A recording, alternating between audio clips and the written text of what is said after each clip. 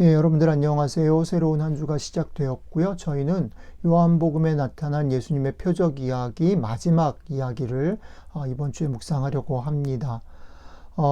마지막 이야기, 7번째 표적 이야기는 여태까지 우리가 6가지를 묵상해 왔던 것과 조금 다르게 표적 이야기 자체가 양이 많아요. 그리고 그 사건 안에 메시지가 녹아 있습니다. 사건 안에 예수님의 감정과 예수님의 표현 속에 그 메시지가 담겨 있다라고 생각됩니다. 그래서 이번 주에는 사건 자체를 조금 끊어서 묵상을 하고 전체가 갖는 그런 메시지들을 좀 찾아보는 그런 식으로 진행해 보려고 합니다.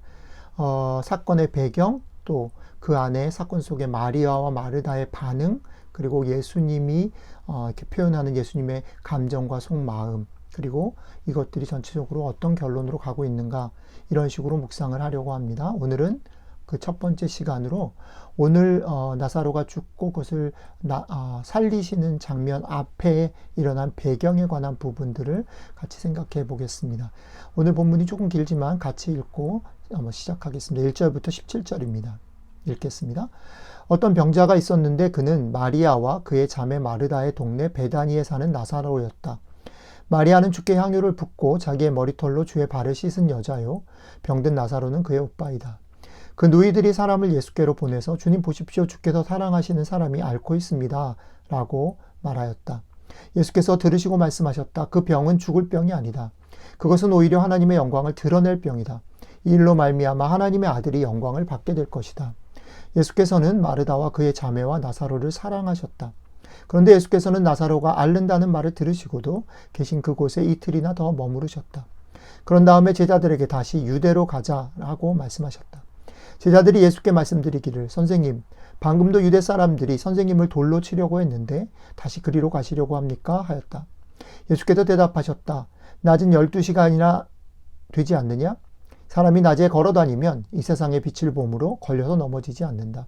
그러나 밤에 걸어다니면 빛이 그 사람 안에 없으므로 걸려서 넘어진다. 이 말씀 하신 뒤에 그들에게 우리 친구 나사로가 잠들었다. 내가 가서 그를 깨우겠다 하고 덧붙여서 말씀하셨다. 제자들이 말하였다. 주님, 그가 잠들었으면 일어날 것입니다. 예수께서는 나사로가 죽었다는 뜻으로 말씀하셨는데 제자들은 그가 잠이 들어 쉰다고 말씀하시는 것으로 생각하였다. 이때 예수께서 그들에게 밝히 말씀하셨다. 나사로는 죽었다. 내가 거기에 있지 않은 것은 너희에게 도리어 잘된 일이므로 기쁘게 생각한다. 이 일로 말미암아 너희가 믿게 될 것이다. 그에게로 가자.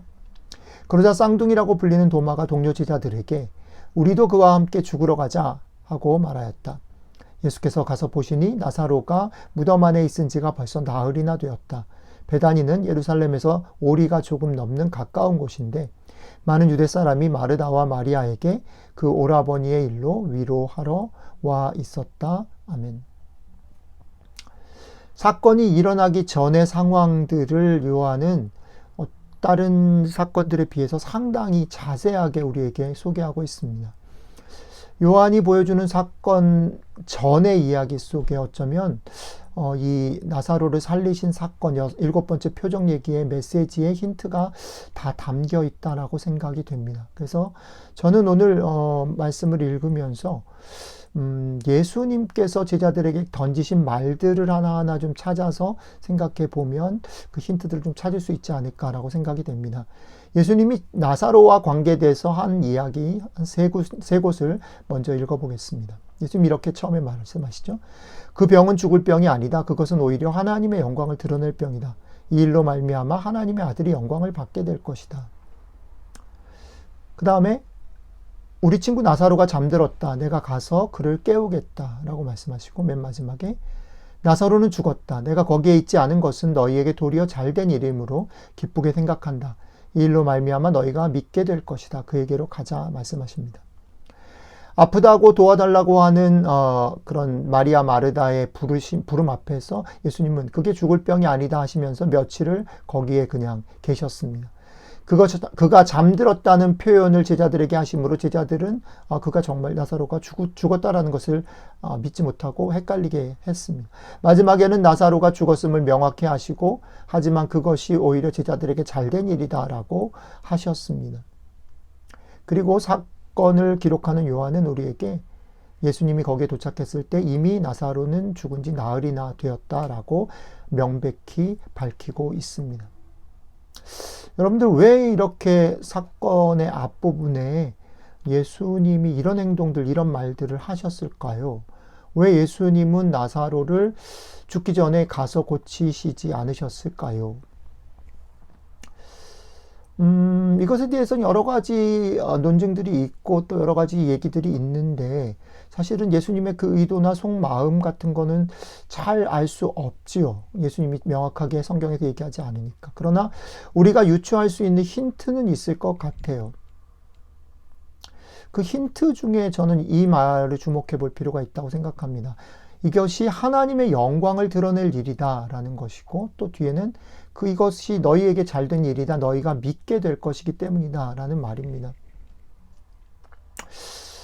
여러분들과 제가 살아가는 일상 속에서 벌어지는 많은 일들이 하나님의 손에 달려 있음을 말하는 것. 예, 이게 다 하나님 뜻이죠. 뭐 하나님이 알아서 하실 것입니다. 하나님이 뭐 이렇게 말하는 것. 예, 우리가 어려움을 당한 사람들에게도 그러니까 기도하세요라고 말을 하는 건 되게 조심스러운 일입니다. 함부로 말을 하면 안 됩니다.